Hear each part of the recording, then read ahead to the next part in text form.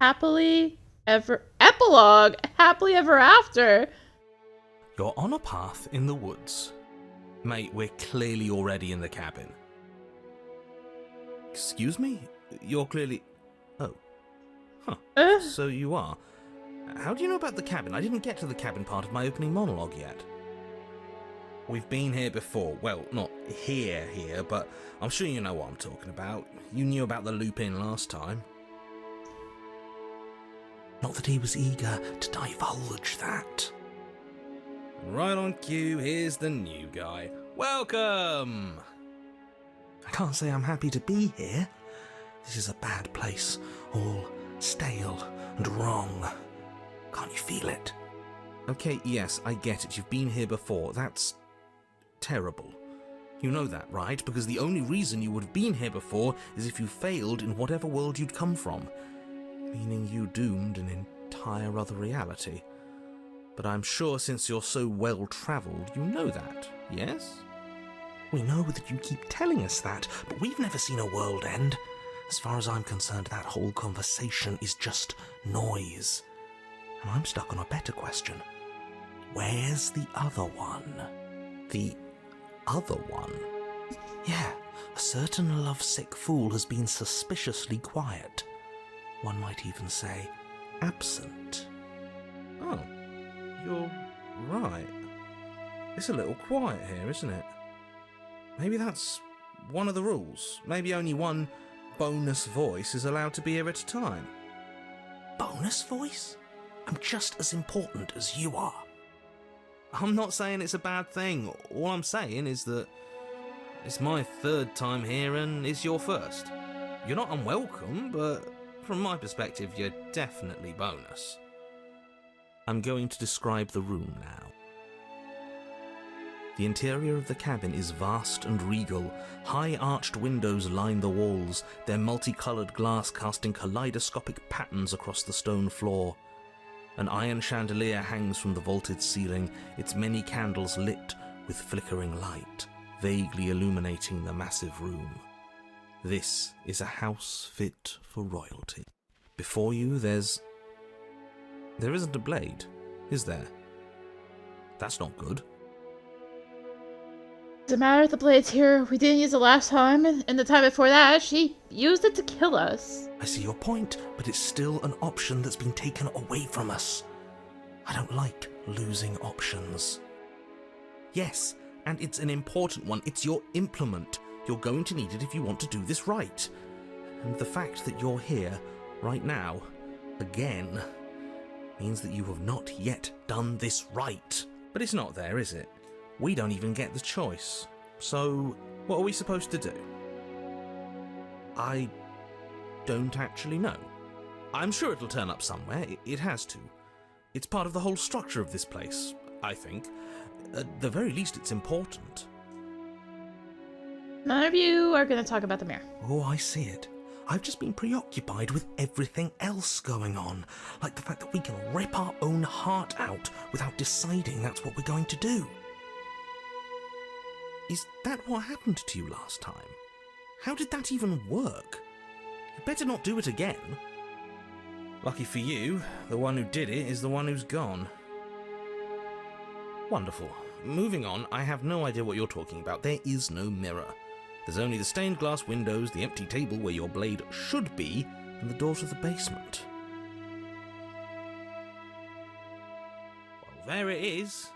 Right in the middle of the room. It feels like it's watching us. Mirror or no mirror, the door to the basement, your only way forward, is just on the other side of the room. How about you walk over there? I can turn around and leave here? Interesting. We're gonna approach the mirror. You cross the room, stopping just in front of the door to the basement. What is this about that supposed mirror? Just reach forward and fumble around a bit. I'm sure you'll find the handle. Well, shall we have a look at ourselves? Reach forward. You reach forward, your hand instinctively wrapping around the handle. It's gone. I don't like things disappearing on us. I don't like how fluid reality seems to be. Neither do I. And then you push the door open. Marvellous. We can proceed.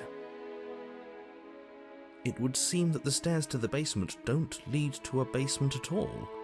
Rather, they go up. They're draped in fine carpet too, one that feels pleasantly soft against your feet. If the princess lives here, slaying her would probably... no, it doesn't work here at all. This place is nice. It's fancy, even.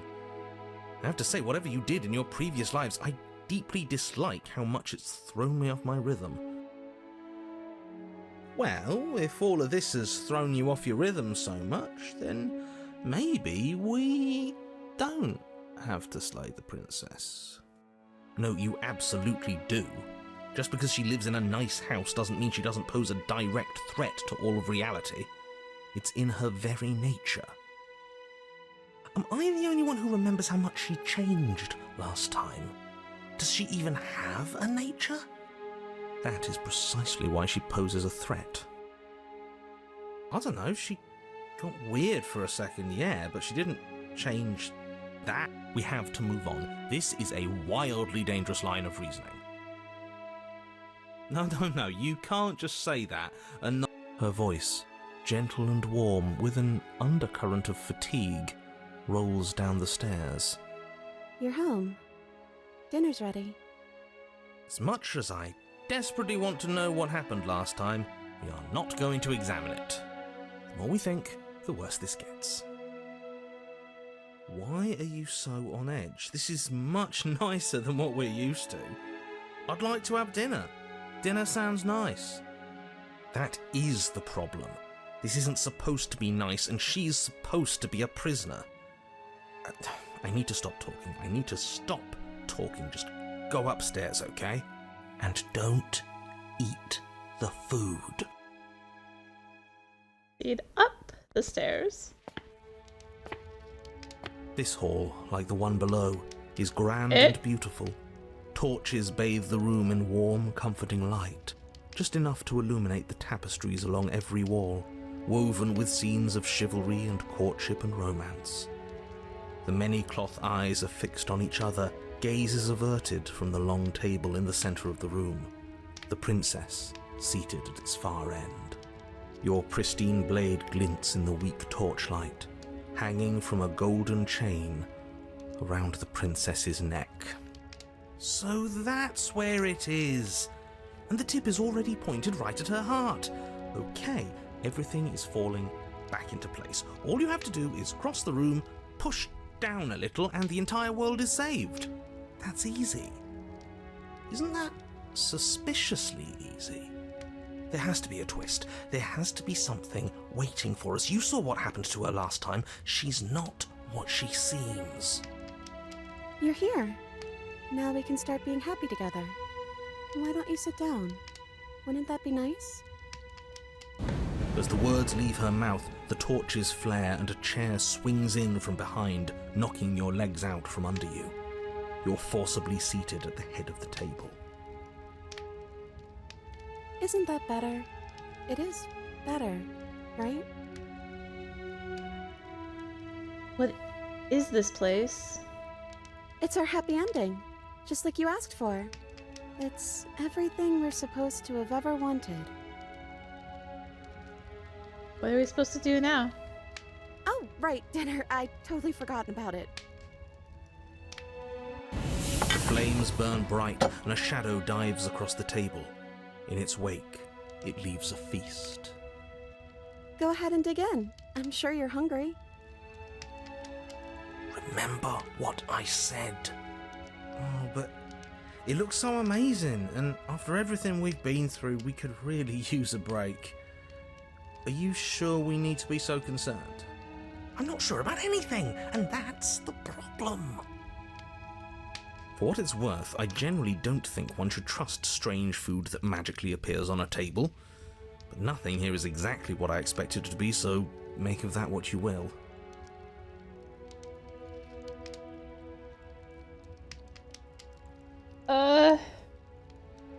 We'll eat. You begin to feast, and the princess follows suit, her soft smile never fading. The food is more exquisite than you ever could have imagined. You sample countless otherworldly dishes, sauces and bread and hearty stews whose tastes dance across your tongue. You tear at hunks of meat practically melting from the bone, juicy and tender and bursting with flavors you could scarcely begin to describe. Your cup fills itself again and again with a flowery nectar so sweet it tastes like glimmering jewels. This really is perfect, isn't it?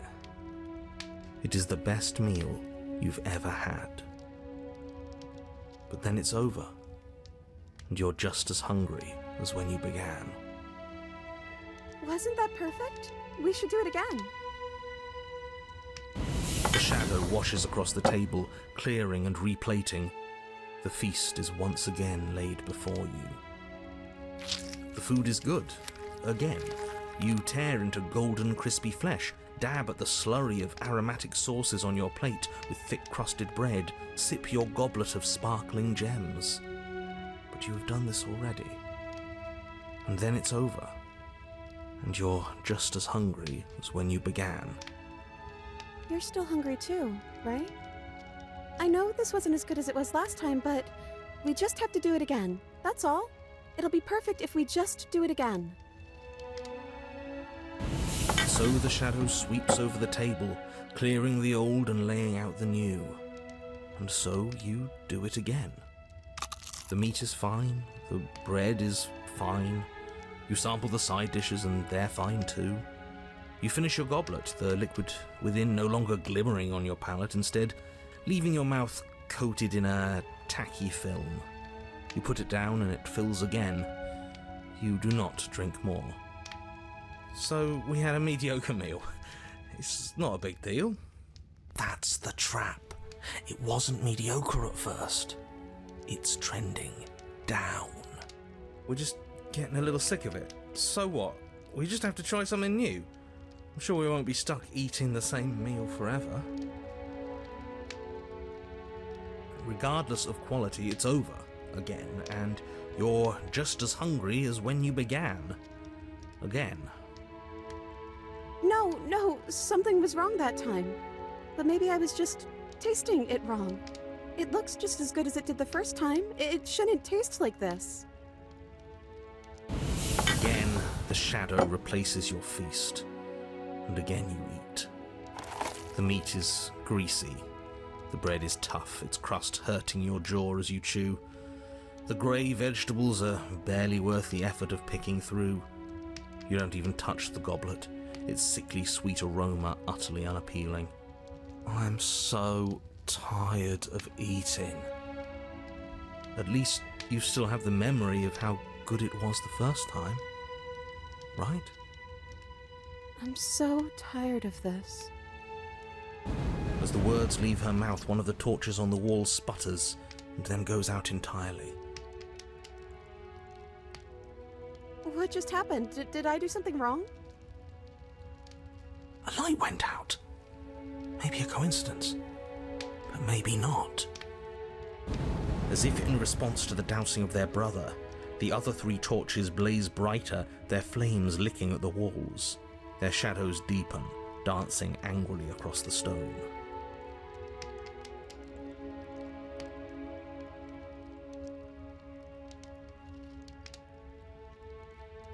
I don't think you did anything wrong. I think you just said something you wanted to say. But it was wrong. I took away a piece of our light. I'm not supposed to do that.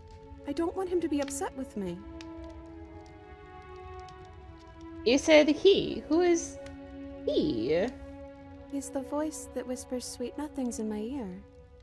I think he made this place for us. It all makes sense now. It's him, isn't it? He's making all this happen. He's the one who trapped us here. Who?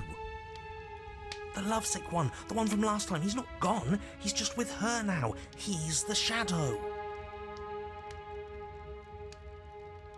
Hey, Smitten, you were real chatty last time. Don't you have anything to say? Smitten? The Torches flare and the shadow grows for a moment, but you don't receive a response. No, I saw him smile. That's him. Regardless, it would seem that he, if there is a he, isn't something you can talk to. He says his words are just for me, but he wants me to ask. Isn't this enough? Isn't this what you wanted him to do? He says he's tired, and I don't think he'll answer anything else you have to say. Well, we ate. What are we supposed to do now? I don't know. Maybe we could play a game. Yeah, that's exactly what we should do. The flames roar and the shadow comes dancing across the table. It leaves behind an intricate game, its pieces elegant and beautiful and enticing, its simple rules already apparent, even with little explanation. We can probably work together to figure this out as we go. That sounds like a lot of fun, right? Yet another waste of time. Why all the distractions? What are we being distracted from? That's the real game. I feel like I'm 2 steps behind. You're overthinking it, mate. I feel like this is just something to do. We might as well try to have some fun. You and the princess do indeed figure it out as you go. And what a game it is. The tension between turns, the triumphant highs of moves well placed, and the tragic lows of miscalculations and careless plays. The warmth of trust and the cool texture of deception. And then, the climax, as she places her final piece. Oh, I think we got the rules wrong. And so you start over. Time passes. You play the game. You win. Hey! Will you look at that? Oh, you won. I guess we can play again. Time passes. You play the game. She wins. Oh, I won. I guess we can play again. There is a long pause, and the board does not reset. This isn't fun anymore, is it? It's never going to stay fun. You don't need me to tell you that it isn't. Oh. The princess visibly panics as another torch sputters. Wait. Maybe this is just too easy. Maybe if we added more rules and pieces, it would be fun again. Yeah. The game's just a little simple. We can make it fun again. The shadow descends on the board once again. More pieces are added, their shapes more intricate, their purposes less immediately clear, and the two of you set about discovering the complexities of the game anew. And so you do. And it is fun again. In fact, it's almost as fun as the first time you played, and the sputtering torch roars back to life. But then you get used to the additions, and the feeling starts to fade. A creeping numbness settling in over the board. More pieces are added. The feelings flare. The feelings fade. The princess suggests new rules. A glimmer of what could have been excitement flits through your mind, quickly vanishing as the game progresses. Your pieces advance in an ever-increasing slog to their destination. Winning and losing become nothing but ends, and even the end becomes nothing as you roll over into a new game, the board resetting as many times as you can finish. Till finally... I'm out of ideas. I'm actually out of ideas this time. I don't think I can play anymore. As the words leave the princess's mouth, another torch goes out. Again, the remaining flames burn brighter, and the shadow dances faster. I'm happy, I promise. We're both so happy here. You don't have to be upset. This is... awful. I think we all know that we're not happy. We just have to admit it to ourselves. It's just a torch. Don't worry about it. We still have plenty of light. Yeah. Yeah. We just have to keep the rest lit, and everything will be okay. The princess's eyes dart to the floor. We should do something fun. Wouldn't that be nice? How about... The princess's face drops as she pauses mid-sentence. Would you look at that? I'm out of ideas. The third torch sputters out. The princess's shadow dances furiously against the far wall. There's just one left. What's going to happen when it goes out?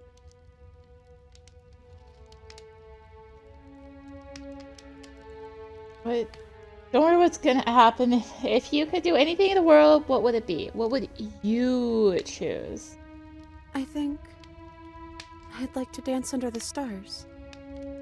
That sounds lovely. But there aren't any stars here. I'd have to leave. As she says that, the shadow rushes forward and tightens its grip on her wrists. I'm not happy here. I don't think I ever was. The princess sobs, burying her face in her hands as the final torch blows out.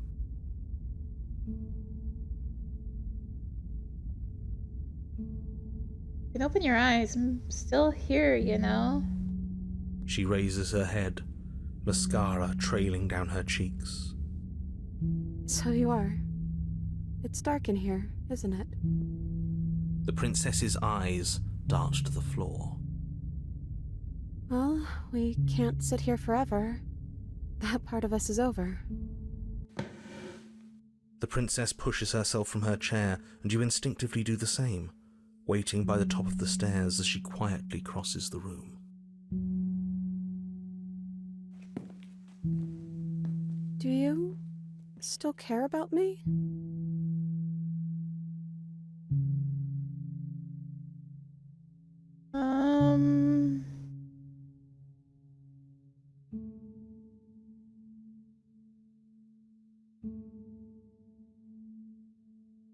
Of course I do. Don't think I'll ever stop. Oh, I wasn't expecting you to say that. I still care about you, too, so maybe this wasn't all bad. But I don't think this place is for us anymore. I think we need to go. Offer her your hand. As the princess steps towards the stairs, you offer her your hand. The corners of her mouth curl into a demure smile, and she gently takes your hand in hers. She's cold and a little clammy, but her skin against yours is the most real thing you have ever felt. You're offering surprisingly little resistance. If we leave the cabin, doesn't that end the world? It does, if he's telling the truth. Yes, well, I've seen my fairy tale ending, and I think there might be worse things than the end of the world. Really was just all meaningless blather then, wasn't it? Think what you will. I'm done fighting. You and the princess don't exchange words as you descend the stairs to the cabin's entrance. And then the two of you step out into the world.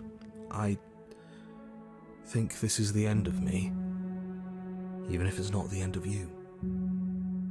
I hope this was worth it. Genuinely, I do. He's really gone, isn't he? Yeah. There's an itching in the back of my head that feels like it's finally been scratched. No more shadowy figures yanking at our strings. No more strings. I guess we're free. The stars are so beautiful. Quiet moment passes over you. A comfortable quiet. I meant it when I said I wanted to dance. gently pulls you forward, and the two of you fall into graceful step. The only rhythm that guides you is the shared thumping of your hearts beating in perfect unison.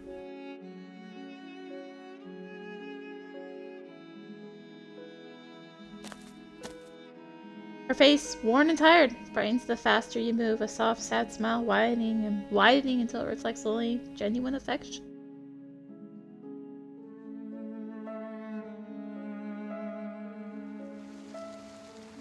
You send her out in a wide spin, your arms stretched to their limits, only the tenuous grasp of your hand and hers holding you together. Your gaze that feels like it lasts forever.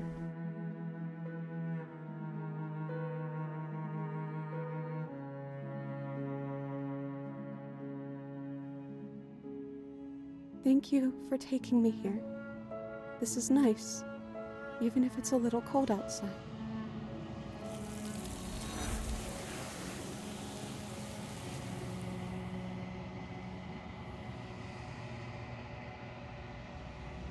But you do not get the chance to respond, nor will you ever. It's time to leave.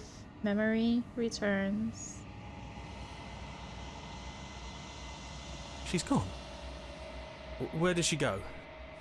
Should we try and find her? And is that a mirror? Why is it here? Why now?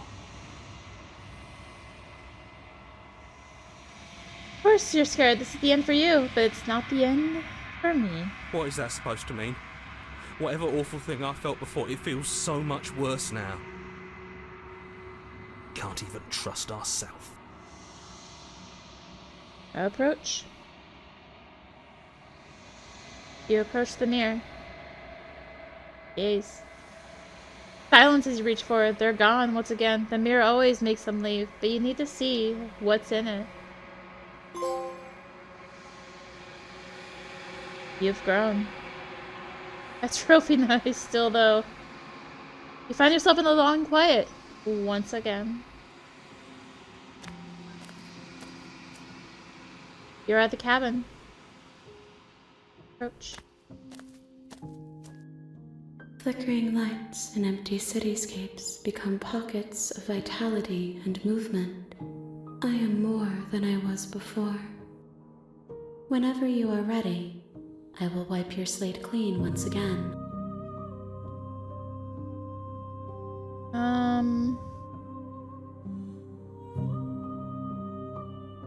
Are you the same being as you were before? How much have you changed? Is a child the same as an infant? I am an unbroken pattern, but every vessel gives fresh perspectives and carves new avenues of expression. I am different, but I am the same. Everything you say feels like a riddle. Can you give me a straightforward answer? I'm sorry. Words are difficult for me. They never fully weave what I wish to say. If you do not like my answers, then you need not ask me questions. The vessels you choose to bring me carry far more meaning than anything words could say in the spaces between. What does it feel to change like this? Eyes close in reflection. Perspectives meld together, and the breadth of my experience stretches to new corners. There are contradictions, conflicts in my nature, and there are familiarities that bind everything together. It feels correct. This is what I need to be. This is the only path forward. When this is all done, do you know what you want to do? With every gift you bring me, I excavate the alleys of what I am meant to be, and every exploration yields new and complicated truths. What I will be is different than what I am, and what I am is different from what I was. I cannot tell you what desires I will hold when I have changed. But in this moment, all I want is to know myself and to know you. You know that at the end of this, once you're finished, I'm gonna kill you, right? There is still much to be seen. Neither of us know the depths of our being. Perhaps at the end of this, I will be the one to kill you. Or perhaps we will leave this place together and find new horizons to discover. When I go back, it's as if an invisible wall closes around me. Why can I not do the same things I've done before? Those paths lead to worlds you've already seen, and to perspectives I have already made my own. They are useless to us now, inaccessible. The only paths of value are those that are yet untread.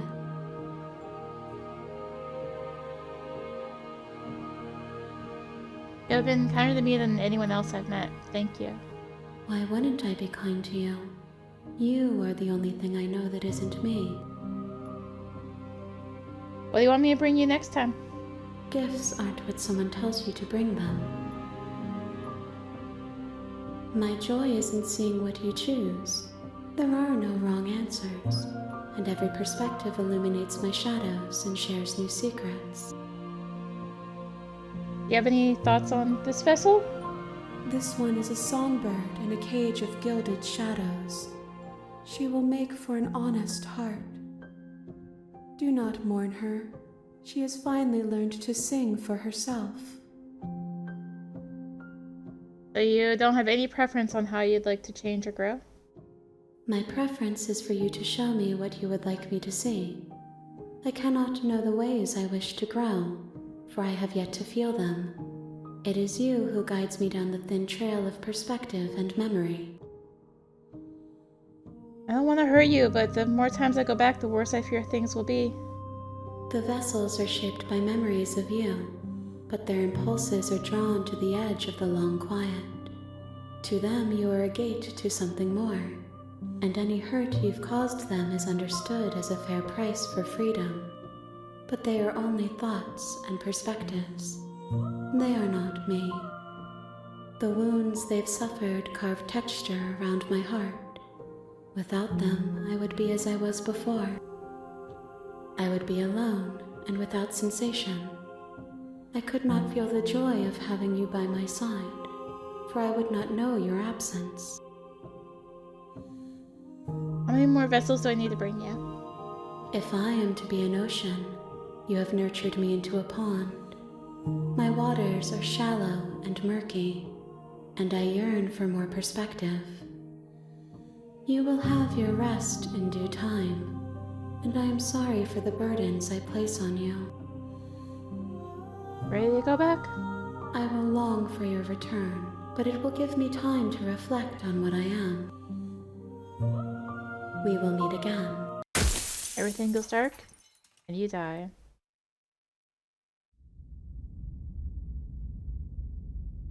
Trophy? You're on a path. No trophy. Did they now just pop at the end?